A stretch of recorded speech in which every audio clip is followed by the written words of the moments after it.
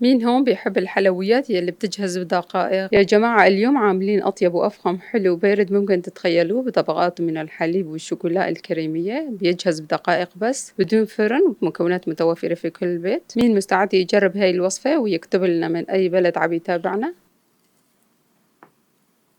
بالبداية رح نبلش بالمكونات الجافة. في عنا 3/4 الكوب من السكر، نص كوب من النشاء الذرة، نص كوب من الكاكاو، هون الكاكاو عنا خام غير محلى، ربع كوب من الطحين، ظرف واحد كريم كراميل ما يعادل 50 غرام. نخلط هدول المكونات مع بعضهم ليتجانسوا، ومن بعدها بدنا نضيف الحليب. بنحتاج ل5 أكواب من الحليب، هون الحليب عنا كامل الدسم. كوب يلي عم نستخدم بهاي الوصفة سعته 250 مليلتر. نخلط هدول المكونات مع بعضهم لحتى ما يضل فيه أي تكتلات، وهلا بدنا نحطها على النار بنقلب لحتى يغلي ويسمك المزيج عنا، ما لازم نطلع ايدنا منه أبدا لحتى ما يكتل. وبهذا الشكل المزيج صار عنا جاهز، شايفين قوامه كريمي.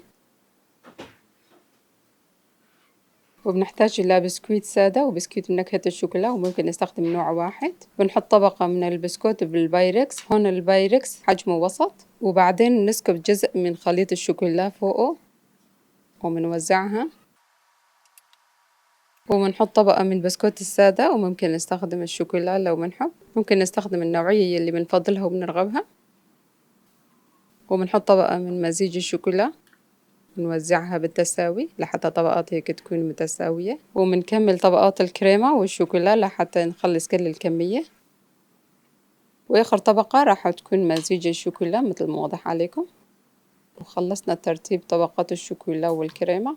بنرتب شكلها وبندخلها الثلاجة تبرد وتتماسك شوي لمدة نصف ساعة بس. وبالنسبة للطبقة الأخيرة بنحتاج 180 غرام من الشوكولا، هون استخدمت نوعين من الشوكولا، ممكن نستخدم نوع واحد. وكوب واحد من الكريمة السائلة، مثل ما قلنا الكوب اللي عم نستخدم بهاي الوصفة سعته 250 مليلتر. بندوبها على النار أو بالميكرويف لحتى يدوب تماما. وبنحتاج كمان ل3 ملاعق كبار من البندق المجروش يعني المكسر.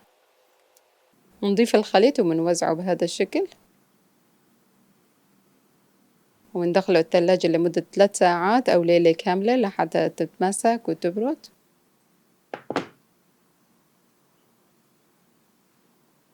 وهيك صار الحلو جاهز يا جماعة. شوفوا لي الجمال، طبقات الحليب والشوكولا طالعة بتجنن، والطعم ما في كلام يوصفه. خبروني بالتعليقات بتحبوا الحلويات الباردة أكتر ولا الكيكات المخبوزة؟ إذا عجبكم الفيديو لا تنسوا اللايك والمشاركة واشتركوا بالقناة ليوصلكم كل جديدنا، وبانتظار آرائكم بعد ما تجربوا الوصفة. وصحتين ألف عافية. بتمنى وصفة اليوم نالت إعجابكم، وانتظروني بوصفة جديدة. مع السلامة، في أمان الله.